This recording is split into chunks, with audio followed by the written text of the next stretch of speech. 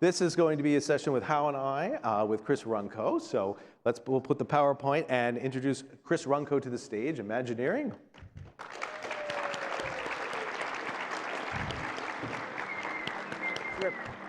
Where should I Welcome, wherever you'd like. there. He bought his Right own water. He doesn't trust us with the bottles.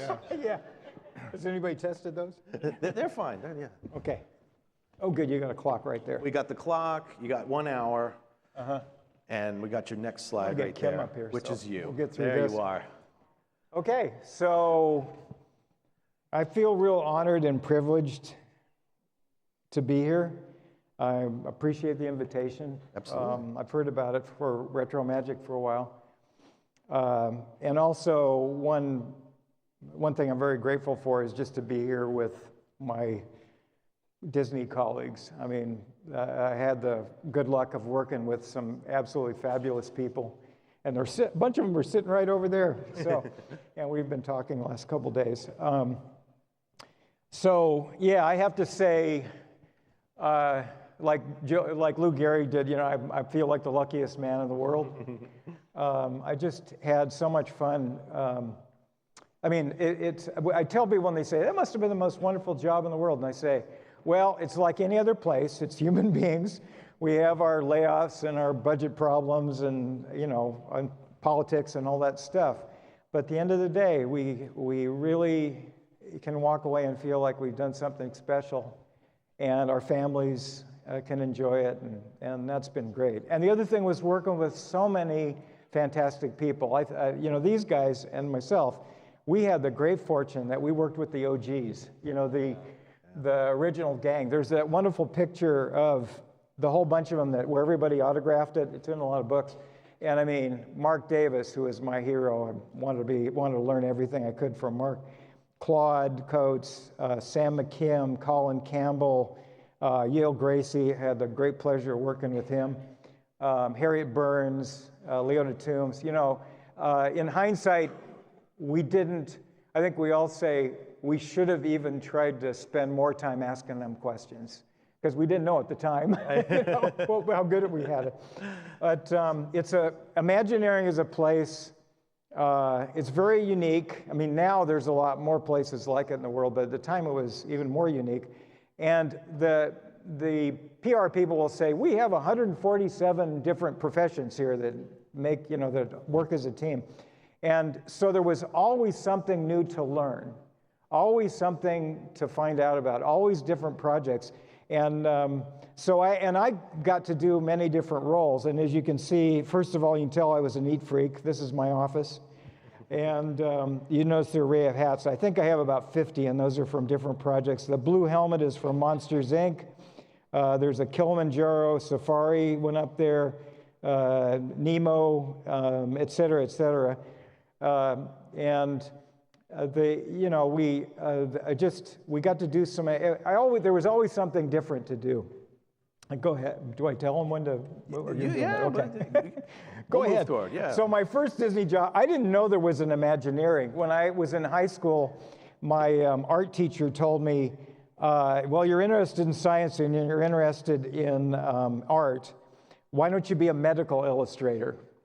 And I really didn't want to look at cadavers all day. And so I said, I don't think that's for me. I did an art and literature major in college. And as a summer job, I went to Disneyland and applied for a job because I lived in North Orange County. That's what every kid in North Orange County did. And I walk in and I'm getting interviewed, and the guy said, hey, I've applied to be a ride operator. Cool job, you know. And the guy says, it says here you do caricatures. Could you do portraits?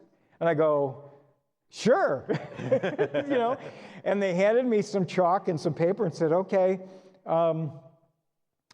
show us, do some drawings and bring them back in a couple weeks. So I did. I drew everybody in my college dorm and came back, and the supervisor looked at him and said, that's great. Okay, when can you start?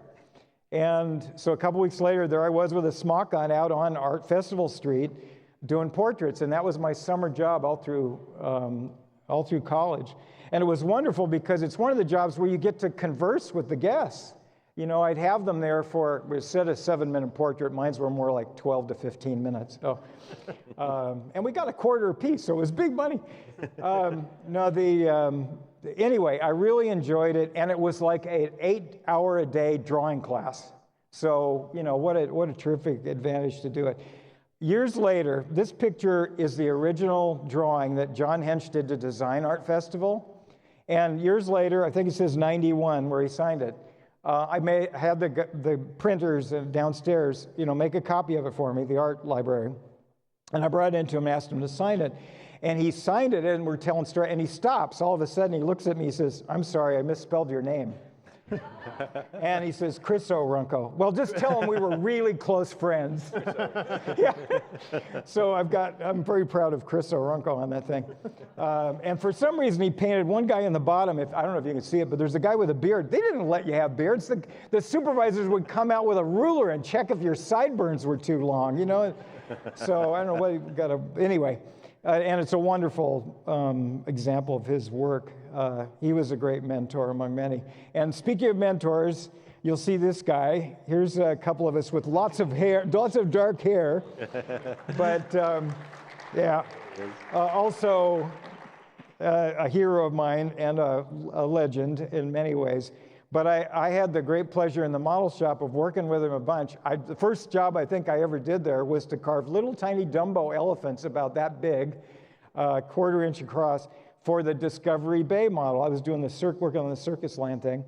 And then I worked on the land pavilion that you've heard about, this amazing first version of that. And then I got to work on Big Thunder. And you can go ahead. I worked quite a bit on this show model and then on the rock carving, and I really learned a tremendous amount. And one great thing about Imagineering was there's this flexibility to let people kind of spread their wings. I think that's a tradition, and I think Tony can speak to that, but I think Claude Coates certainly did that. And he allowed me to design a lot of things as we did the work. I got to design parts of the load building as I was building the model. It's very iterative. We would get blueprints, and I discovered they're not gospel, that we could change things. You know, the design changes as it goes along until it's in concrete.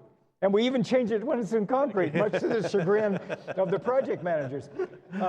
But one of the things was, Tony said, "We've got these leftover characters." They can call me out later if I lie about any of this. He said, "We've got these leftover characters from Nature's Wonderland. Do you have any ideas about what to do with them?" So I did a bunch of sketches, and one of them was this goat eating dynamite in the little shack. And we built it. And so it's there.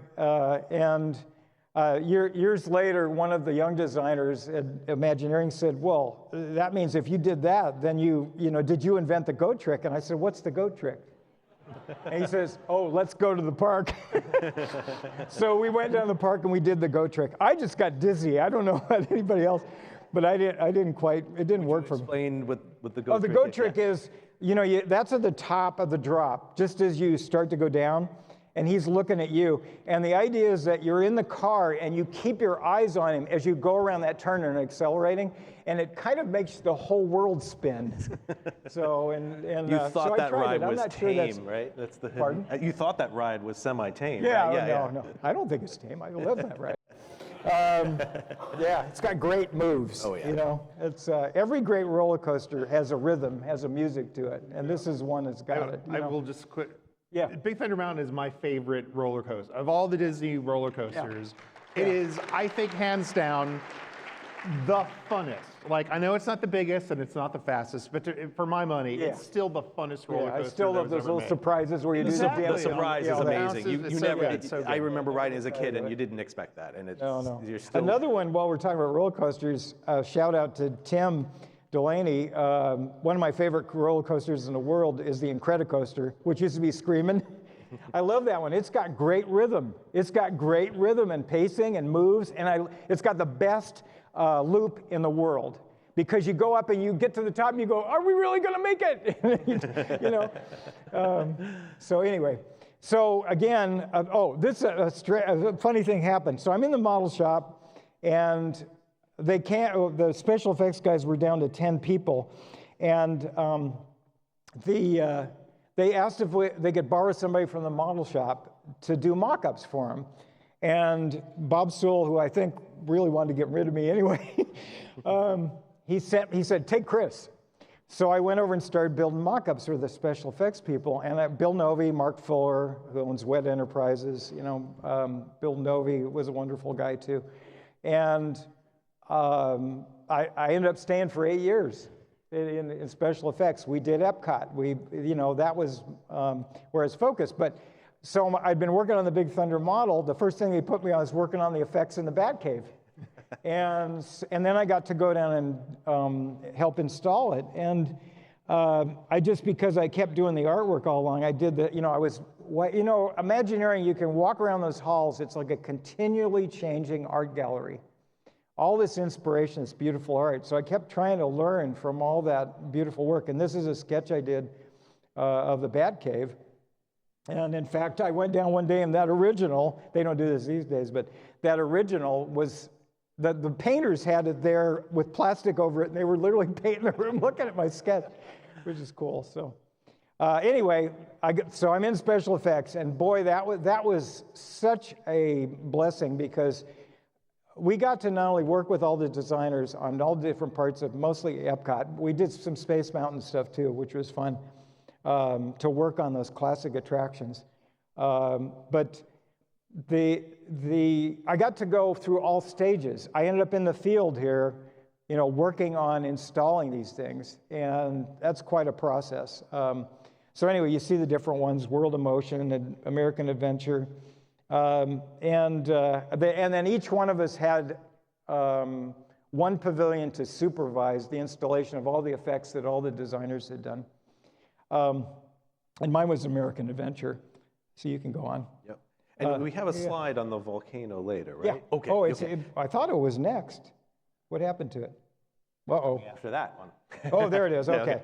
Yeah, anyway, so American Adventure, I spent hours on that torch. Some of the things we did that were fun was the light effects for the torch. I actually handmade those. We made the imitation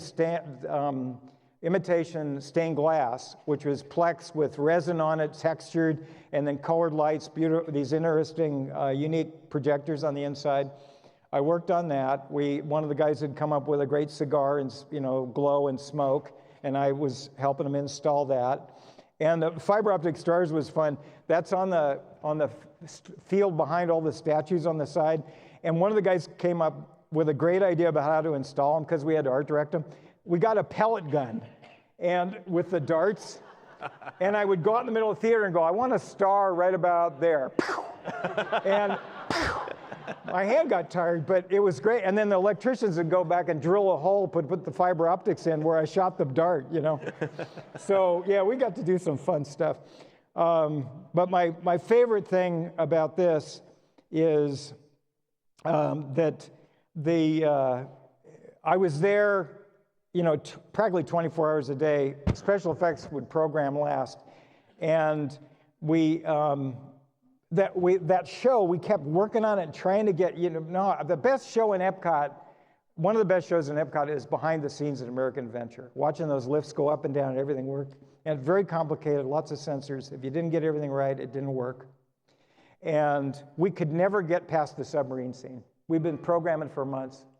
And one night, I'm literally sleeping on the carpet, waiting for my turn to program, in the aisle. Yeah, I took naps there. And we're listening, and you're hearing the music as they're programming it. We get the submarine scene, and you hear the music, and then you hear the end of it, and Rosie the Riveter and all this. And I go, it's still running. It's still running.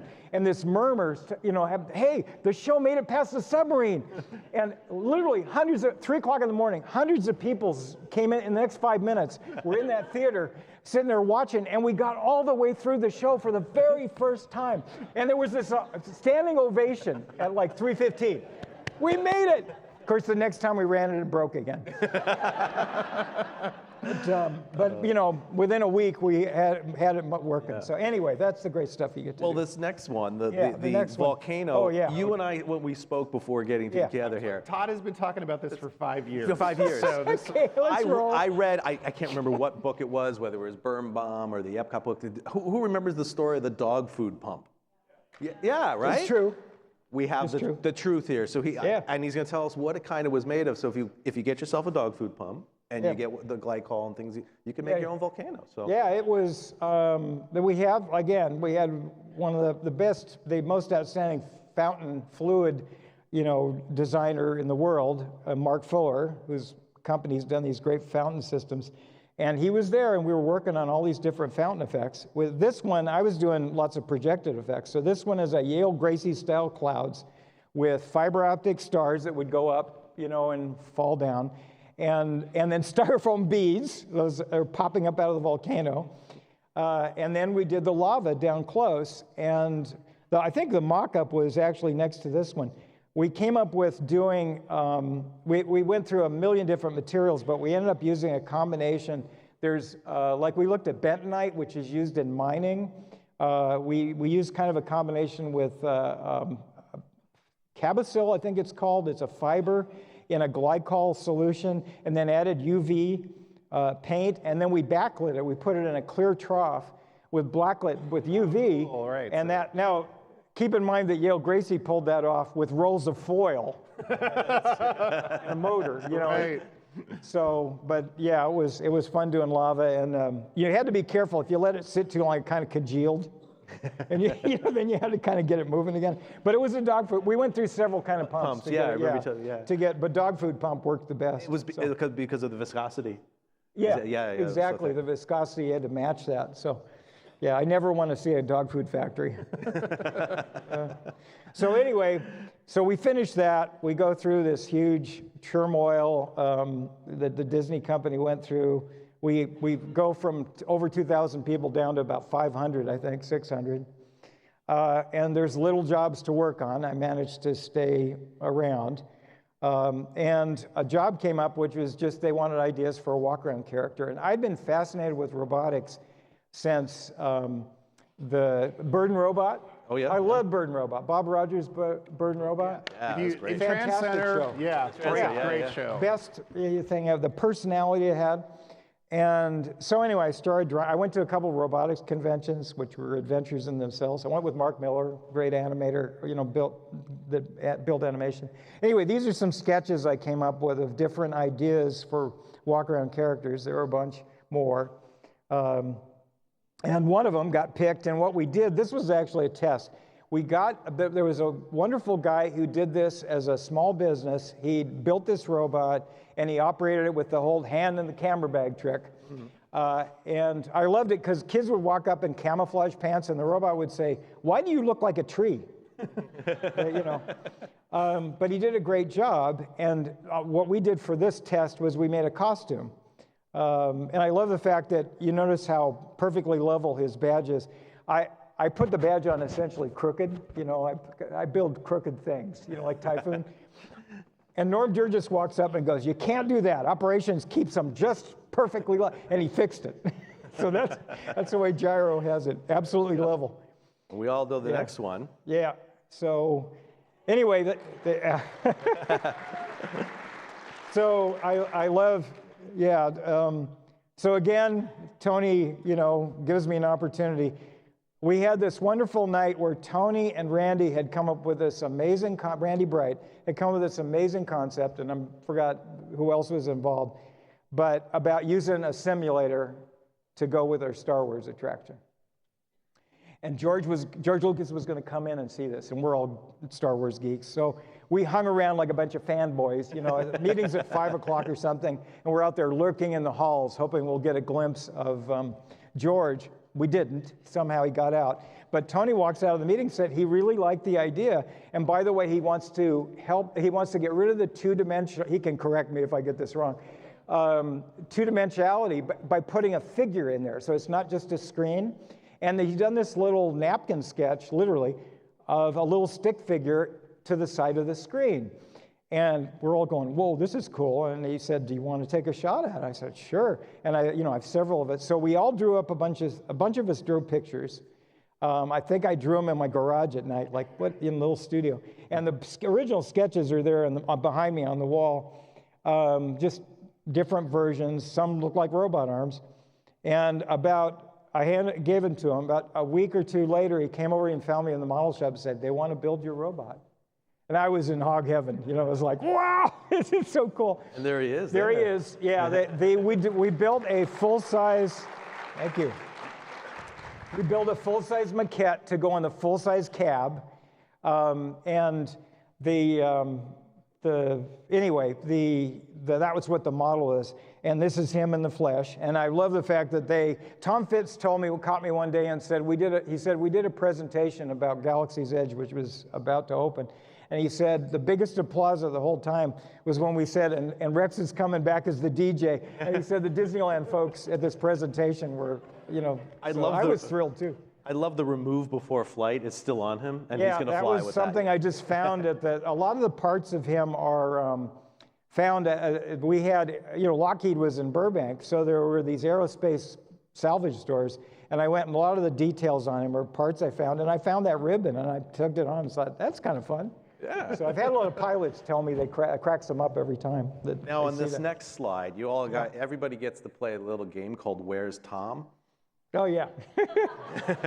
Yeah, our first trip to Galaxy's Edge with Tom Morris and a bunch of us, and we're wandering the whole place and writing everything, and we get in this one shop, and he grabs my arm and says, Chris, you got to see this.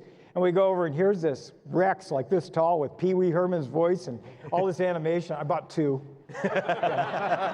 One for my grandkids and I to break, and anyway.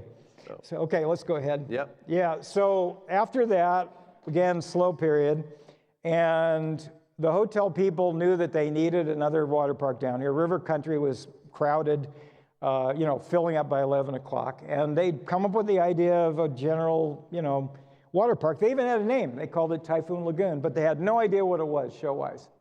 And so they brought it to Imagineering, and a bunch of us threw together ideas. And we had a day where we posted them all up, and one designer put together a logging camp with sluices. One had put a Bermuda Triangle theme with all these crashed planes, and one was a Mayan temple. I'm not sure why, but it was a Mayan temple. And then I'd put up this idea. I was going at home. I was sketching in the garage again. I said, what would tell you a big storm had been here? And I have read the Bible. And anyway, I put these pictures on the wall. You'll see more later when Kym's up.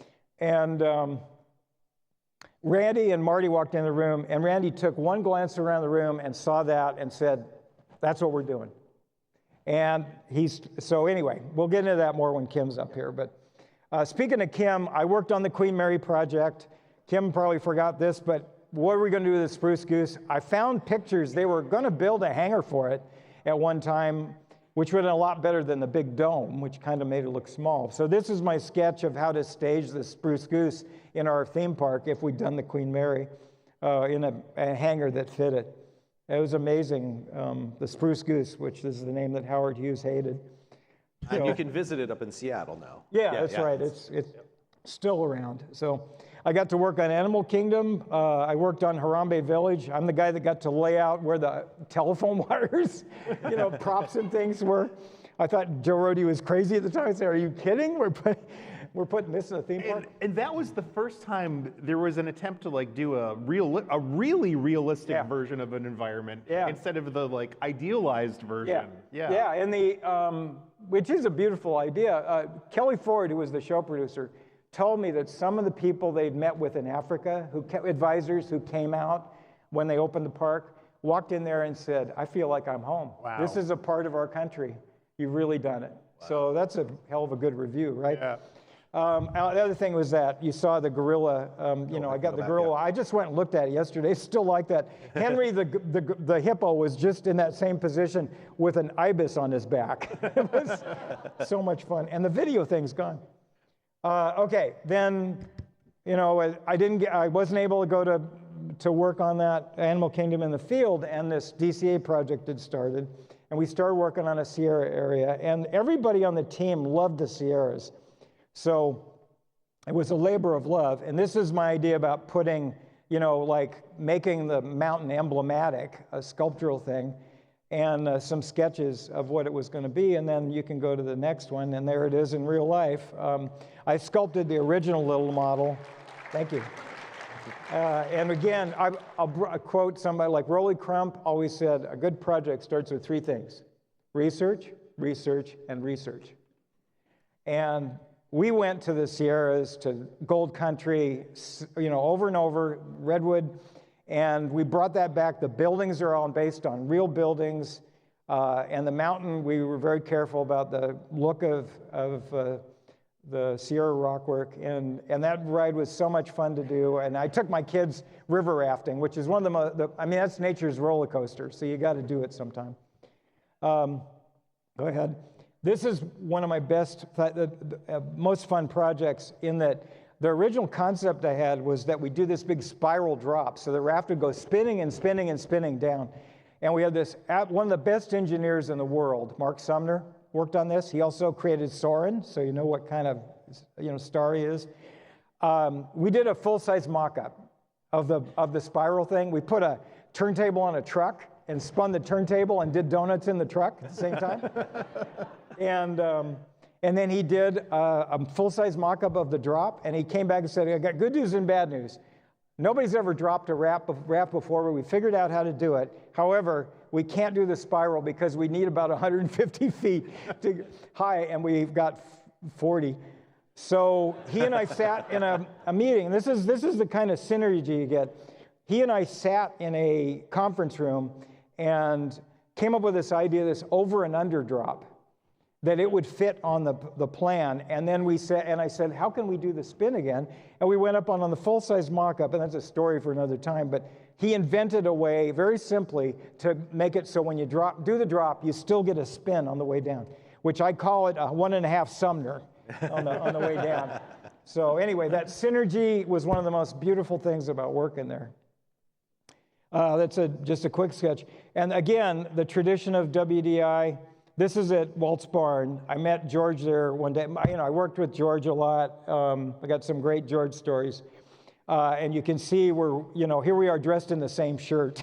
And you can tell what great fashion sense the both of us have.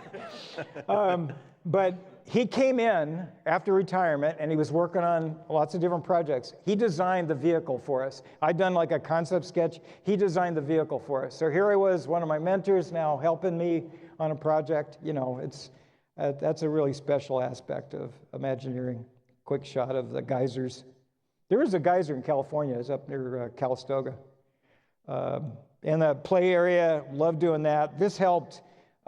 This is DCA's Tom Sawyer Island. And then I got to work on Tom Sawyer Island later, which I absolutely loved because I was there as a kid. Went to Disneyland Design Services. You know, Imagineering has these design things at every park. And I got to work on show rehabs of the Jungle Cruise and get to know these classic attractions just inside and out. This is when we added effects to the river. And go ahead. And Mansion, when we added the enhancements of the attic. We did not, we got the axe to appear but we didn't get to do the smiling head. So, you know, I got part of my wishes come out. Then they came up, Kevin Rafferty and Robert Coltrane came up with the idea of changing the ride that shall not be named. And they did this incredible idea of how to do an overlay and make it into Monsters, Inc.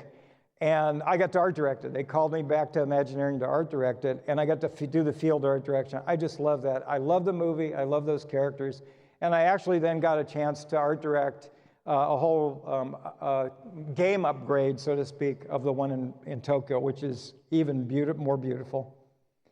Worked on Nemo again with Tony and Skip Lang. He and John Lasseter found out that there were areas in the ride when they did the mock-up that were kind of empty, so they asked me to drop some animation ideas that we could do real physical animation in space. So this was some of those sketches.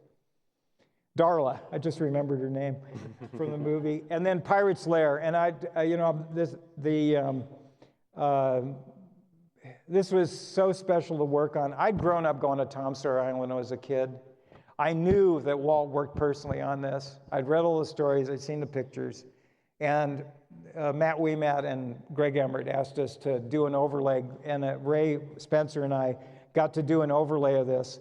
And that the caveat was, you got to get it done in 6 months, which is crazy fast for Imagineering, because they wanted it to open day and date with the movie. And we did it, and we didn't do everything we'd love to have done out there, but we did it. You can go ahead. This is one little aspect. I think I did that on the train going down to Disneyland, the sketch, and then handed it to the guys, and they built this in like a week. So the persistent pirate who won't let go, no matter what. And I want to finish this up. Yep. Let's see. Yeah, good. We're there. I got to work on The Dream. Joe Lancisto was art directing. And they said, come up with an idea for characters, and this is the one they picked. That Mickey, by the way, Scott Goddard carved him, and he's about 25 feet long. So it's a rather large mouse. So, yeah, the ship dwarfs it. So I can see you. Anyway, so that was it. All these people working together, and we've got one end product, and that is fun. And that's the goal every time. And if we're having fun, chances are you're going to have fun too. This one, after Imagineering, I've done some things. I designed a character for the Burbank Library, a walk-around character, Dewey. It was fun, but Kim, who's about to come up, asked me, he was on the board of directors at Descanso Gardens, a wonderful place near us, to design some walk-around characters. And this was Amelia Camellia and her friend Rod Adendron. So, which I would still love to do, but he couldn't convince them to do it, so it didn't happen. But now we'll go to Typhoon Lagoon and bring up the guy who's responsible for one of the most wonderful aspects of it, and an awful lot else, and my dear friend, Kym Murphy. Perfect. Right? Yeah. Okay, let's help him get up here.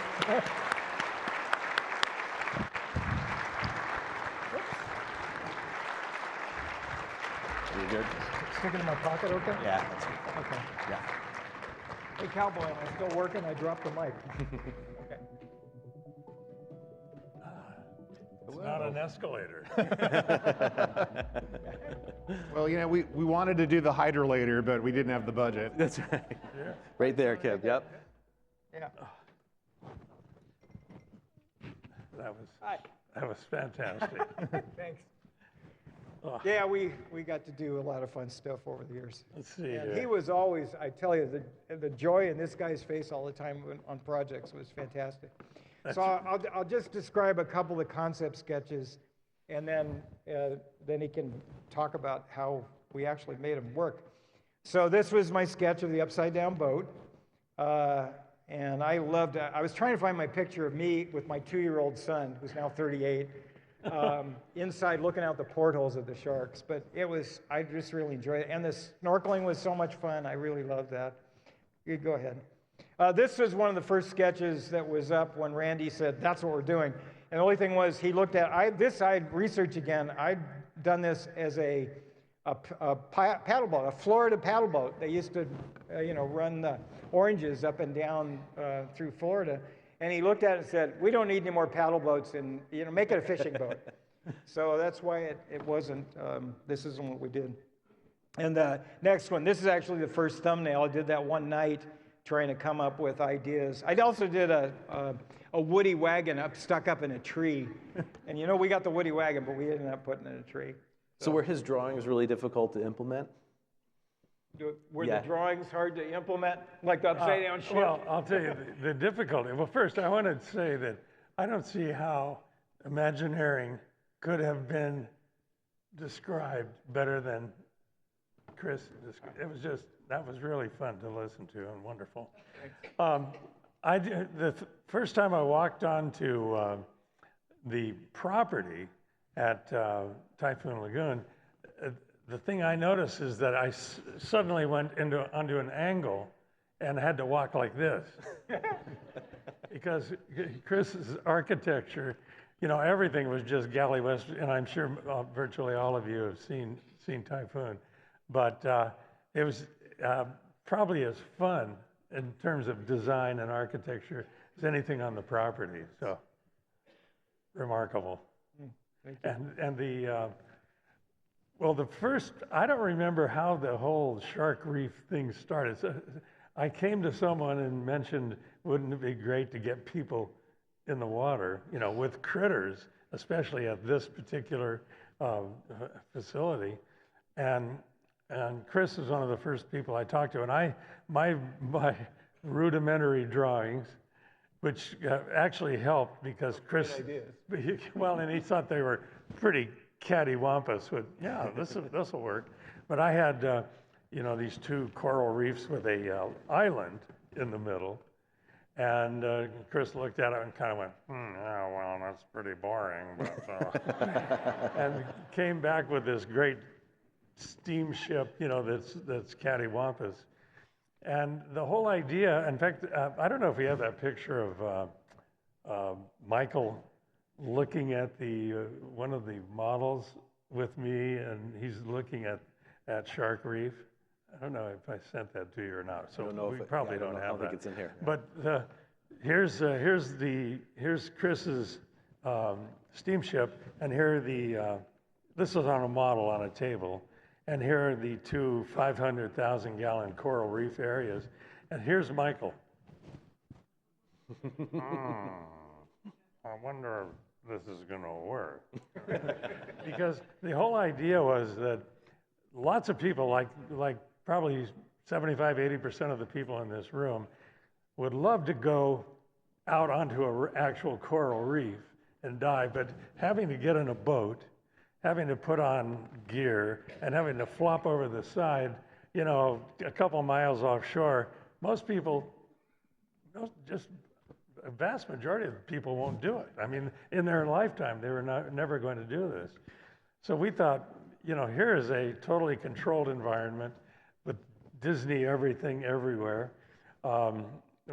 Its Achilles heel, to some extent, was the fact that you did have to use the locker room, you did have to use gear, you did have to go and get shower under a waterfall, but ultimately you got to go into a coral reef with actual sharks and wonderful, beautiful coral reef fish. And of course, Rush Studios in Chicago, corals. And right off the bat, we learned some interesting things, that we were going to put shade structures over it. These wonderfully, angled shades. I remember working on that. So I remember working on that, trying Right. to figure that out. And you came up with drawings, and we were going to have them, and they would be wind appropriate, and Hurricane appropriate. Hurricane appropriate. And then more and more, we got the critters in, and we had, my daughter Kelly is sitting over here, and she was one of the first people. She and I went, before we even had the animals in, we were in there snorkeling just to get a feel for it. And we started bringing animals up from the Keys, and just to jump forward, it probably inadvertently, in a way, was one of the most, if not the most successful aquariums anywhere. I mean, the lifespan and the health of the animals. The Living Seas is a very healthy place, but this was even a jump ahead of that and any other aquarium that I've ever seen. And I think the reason being, first, we did things that no one had ever done with aquariums, like we did with the Living Seas, with reverse flow biofiltration. So when you went into the Living Seas or into Shark Reef, the water is actually, the filtered water that's pristine is coming up through the sand. So the sand is always just beautifully clean. But we let the algae grow on all of the walls, for those of you that have been in there. And of course, that drove our Disney maintenance and operations people like the other pool I had the opportunity of designing was at the Beach and Yacht Club, which has, a sandy bottom and beaches and a beach. So this cleanest water came up, so the sand was always beautiful, and yet the walls were covered with algae. And if we kept the water at 78, so people were, instead of looking at the algae, they were kind of going, oh, oh, sorry, Martha. And so the water would come up, and the animals were, phenomenal. And they were, if you look, they were pecking at the walls and they were pecking at the coral. So they were eating, along with other things and vitamins, but they were eating what they would eat in an actual coral reef. And I think the experience for millions of people actually, went through Shark Reef, and the experience was one of experience of a lifetime.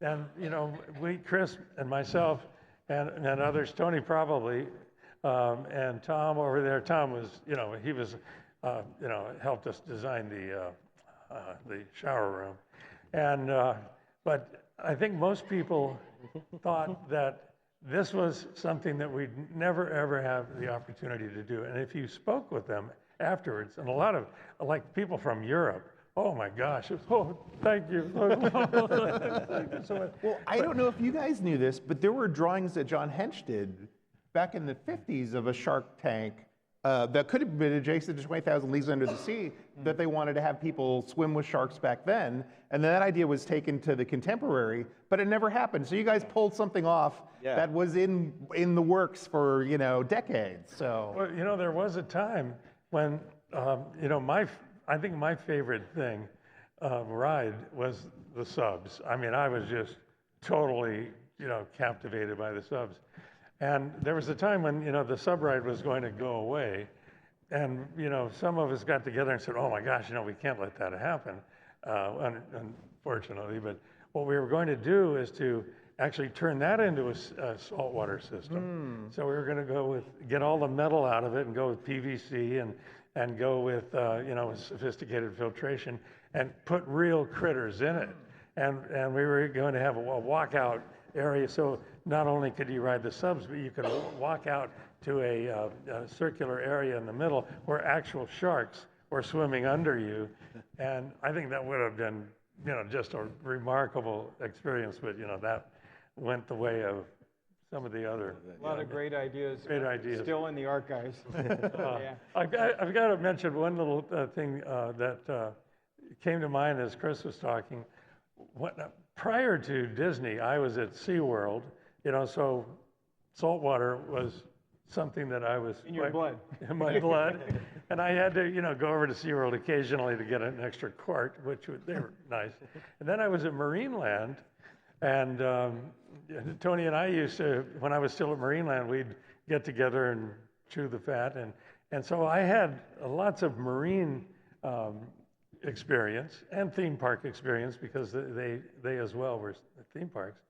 But my first day my first actual day at WED, or WED Enterprises, was in Orlando Ferrante's office, and he had what eventually became, I can't remember. Eco? No, but it was that corner office. And I sat down with Orlando, and he said, first we had a little walk around, and WED Enterprises, or Imagineering, like you described, it's just like, it's getting a candy store, and especially if you're a theme park person, it was way beyond anything I could ever have even imagined in terms of skill and, the individuals there.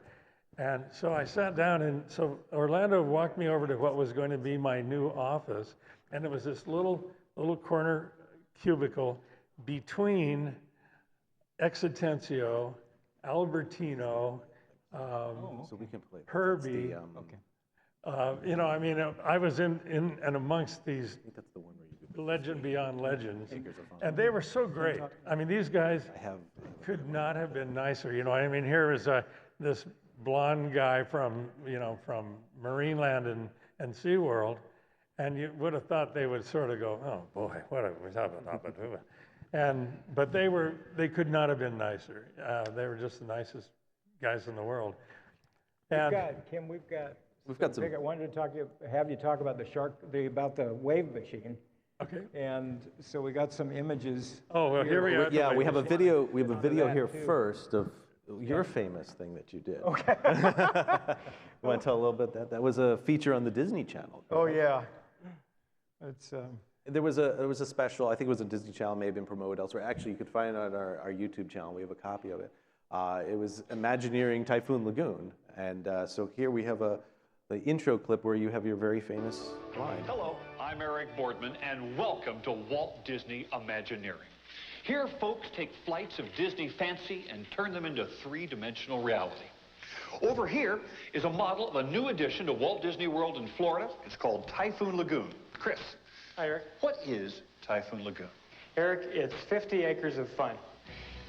We believe it's the most incredible water park anybody's ever built. We have body slides. We have raft rides. We have Castaway Creek. We have Shark Reef. And the centerpiece of it all is our wave pool. Chris, you were there from the very beginning of this idea. How did it develop? We really started with the name, and we tried several different versions of theming. We tried one design that was a military bivouac from the 1940s, and we tried a logging camp. Do all your ideas happen here at the office? Well, it doesn't always happen in an office. We have some great ideas. We make a career out of drawing things on napkins in restaurants. In this particular case, I was in my garage, actually, one night, and doodling a couple of things out, and came up with this little sketch of the boat stuck on top of the mountain. Our story is that there was this wonderful little quiet resort, and one day this furious storm, enormous world-shaking storm, rocketed through the place, sending the buildings this way and that way, and planting this fishing boat smack on top of Mount Mayday. There we There go. it is. Like, what an incredible little slice of time, too. There was so much going on Yes. while you were developing that. Like, Imagineering must have been crazy with all the projects, with Yeah. Disney MGM and Pleasure Island and Typhoon Lagoon. seeing that little walk he takes past like 10 projects worth of models. Yeah. I'll mention this, here's two ideas that never happened. We were talking about this yesterday, that we had a design for a hot tub grotto in the cave area where, where the lazy river goes through. Didn't happen. And a swim-up bar attached to Typhoon Tilly. When I walked out there yesterday, I said, yeah, it could have been right here. So, didn't happen.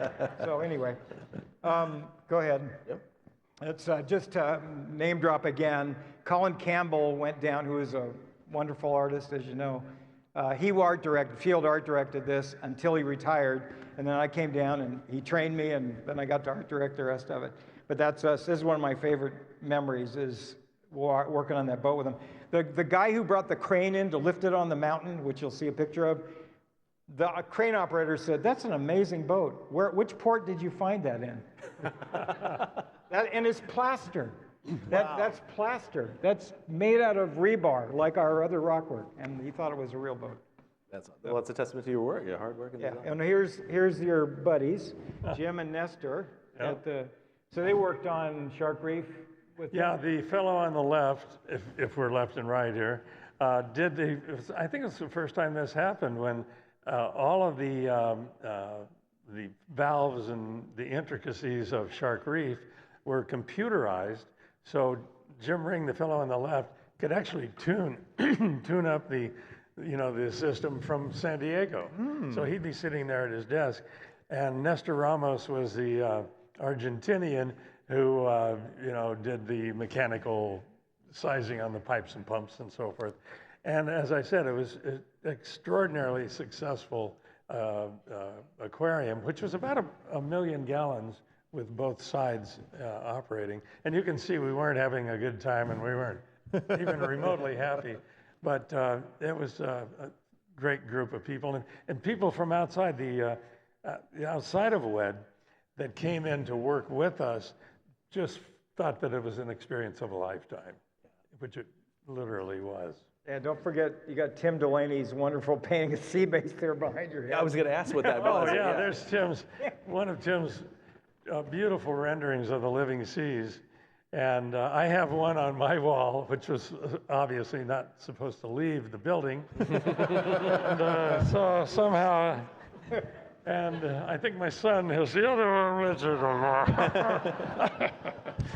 Yeah, So yeah, there's the reef and this the was, sharks. and we did keep the water at 78 degrees, which was one of the people asked about quite often when they'd go in. So we finally did have, the waterfall behind that you had to walk through, and that water kind of tuned you up for getting into Shark Reef. But we kept the water at 78 so that the biology of the system was able to maintain a large load of critters, and they're not housebroken. Right. So, and this is the first non-chlorinated swimming pool, they classified it, not only in the state of Florida, but virtually anywhere in the United States, because no chlorine, because of the critters, and we used ozone, and we used this reverse flow biofiltration, so the water was immaculate.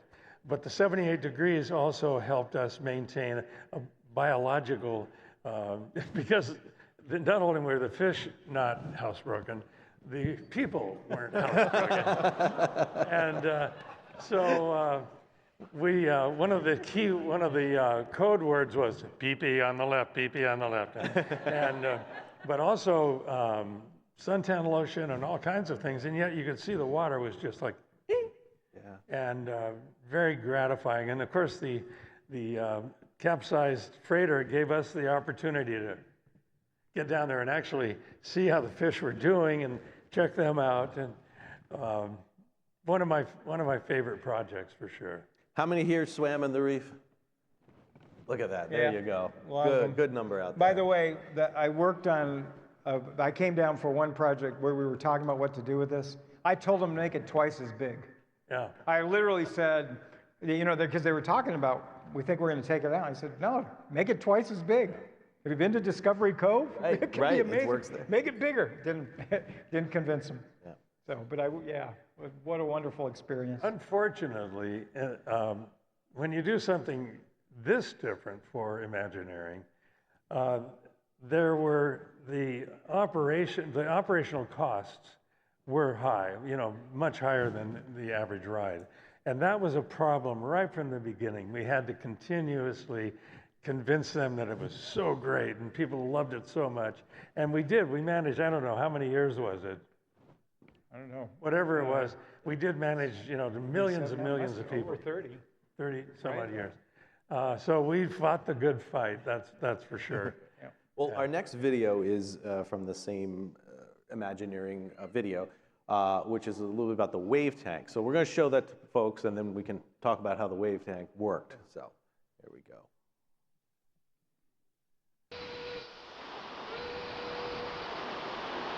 If you ever wanted to avoid Bridges' impression, well, this is the place. Shark Reef. Oh, it's Shark Reef, sorry.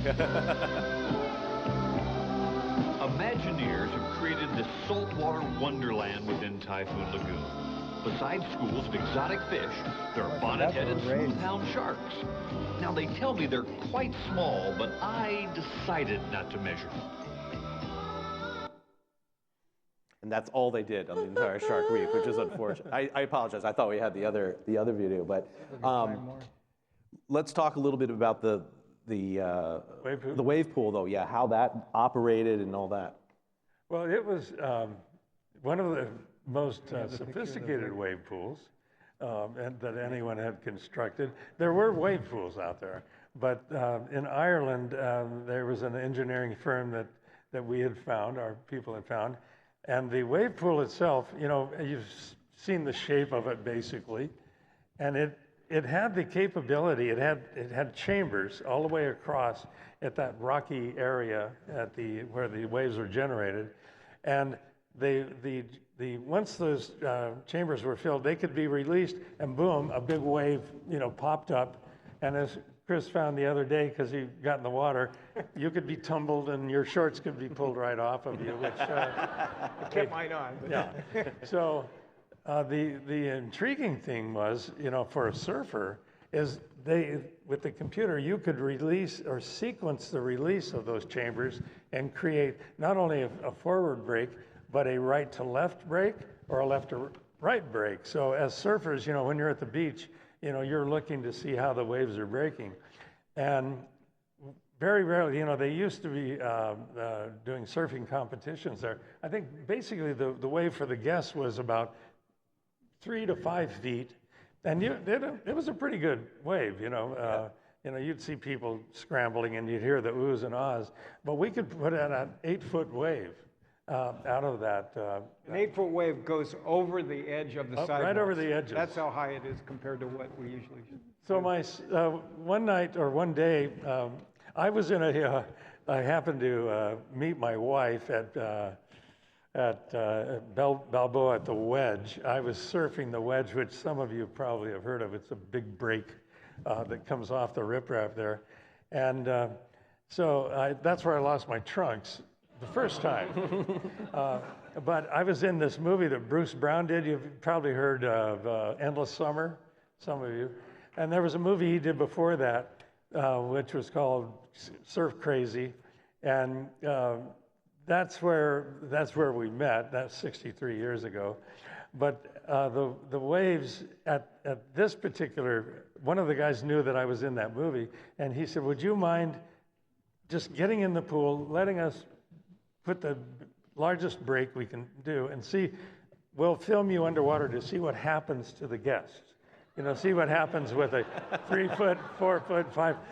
So once you Kevin, right? And my son Kevin was with us. So first we got in and we just body surfed for a while, and it was really great. And then they got the cameraman under there.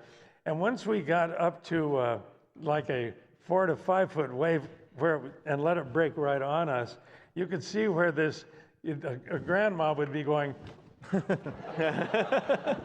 So we did learn a lot from that in terms of how big we could go and still have fairly decent guests, commentary. Kym, that matches with the way that WED tested the slides at River Country. If you remember our River Country episode, there's the story of Nunes and everybody, and they would just stack the slide on another set of crates and just keep going up, and when you felt pain, that's as high as we can go. So I guess you had that. Well, there was an inadvertent story where Dick Nunes, who I'm sure all of you have heard of, Dick Nunes was also a beach guy in his formative years, and he wanted to be the first person in the wave pool to actually ride a wave. And so everybody said, oh yeah, Mr. Nunes, no problem there. And then he found out that Kevin and I were out there body surfing, and you son of a bitch. And then he kind of, gave us a hug. But I mean, it was water under the bridge by then. He had to be number 3. That was not his normal number. And you did some digging. That's right. I heard about this. It had not been documented. I wanted to prove this. So I dug around, got a hold of the WI archives.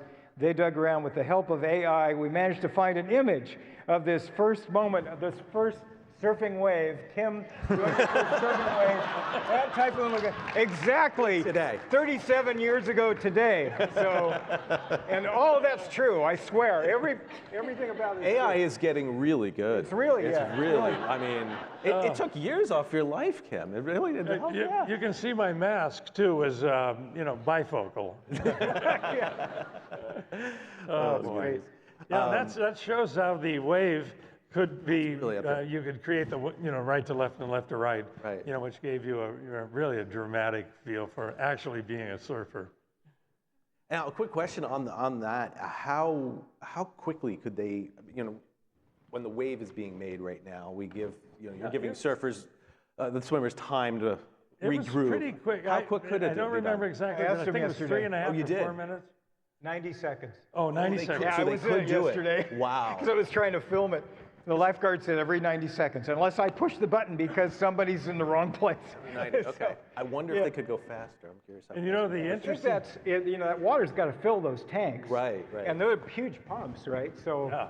but yeah. And each tank, you know, contained, you know, like 10,000 gallons or something. But one of the fun things was when those tanks released, they made kind of a sound, and then that transferred to the 492 people out there who went, woo! That's what I was going to mention. Is, you know, a concluding thought kind of about this is that this tells me the reason we do what we do, and I've heard this from a lot of Imagineers. And that was, I was out there that first morning when we dropped the ribbon and let guests in, and they all clambered out and got their seats on the beach. And then they went out in the water, and of course, the water's just flat. And a couple minutes later, with hundreds of people milling around out there in the water, that happened for the first time, that whoosh, and the scream was priceless. The 400 people screaming in terror and delight. And I thought, this is why we do what we do. Yep. To have those moments where you guys, all of us, go out there and enjoy it like that. That's every bit of the effort and everything. Those are the moments that tell you why we're Imagineers. Now, on a slow day, they would call Chris and I and Tony and, you know, a bunch of us, and if there were not enough people in the pool, we had to go, woo! I know, I was out there yesterday, and it happens every single time. Yeah. It is by far my favorite park. We've been there many, many times and enjoy it. And I even told both of you, when we miss it, we have a playlist at home that's Typhoon Lagoon surf music. And I learned today, yesterday, that you told me that the different areas have different music tones that set the different and I got ones, to pick those. Oh, it was fun because we've got the beach music. Yeah. In fact, yesterday as I walked in, a little bit of karma. The first song I picked for the soundtrack was Jimmy Buffett, Volcano. You know, and I walk into the park, and what's playing? But steel drum version of Jimmy Buffett, Volcano. Perfect. So, thank you. They welcomed you back. Welcome me back. That's right. And there's sea chanties over by Typhoon Tilly's. We got those at UCLA Library. I discovered that most sea chanties are R-rated. We had to edit them some to get them in there. And there's over at Leaning Palms, there's 40s music, or 30s and 40s music, and that's really special to me because that was actually recorded from my mom's old 78s. Oh, wow. Glenn Miller and Tommy Dorsey and the Andrews sisters actually brought those in, and Glenn Barker recorded them, and we made the tape off from my mom's records. Wow. So, Great little bit of history. That's neat. Yeah. So we've all got, you know, Patrick Brennan did the rock work, and we had a little boat there with Kate, his daughter's name on the side of it, and our little personal part of having it. So what we'll do too is, I know you sent me a video of you surfing yesterday. It didn't make it into PowerPoint. We'll get the something, because with movie night, we can play that tonight. Oh, cool. So we'll play your little cowabunga moment See, from I got yesterday. film of what it's like to be in the wave, inside the wave, Inside the wave. underneath the wave. So we'll play that tonight for everybody on movie night. But you know, Kym and Chris, thank you so much for coming. Yeah. This has been great. Hey, bud.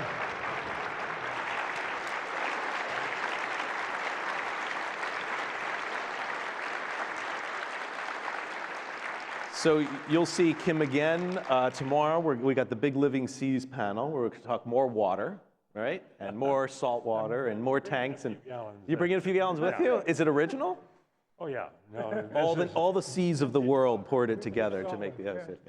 So we're going to have our break for lunch now. We will work to get you new QR codes as quickly as we can. Again, if you would like to make a donation, lbvhistory.org/donate is where we go.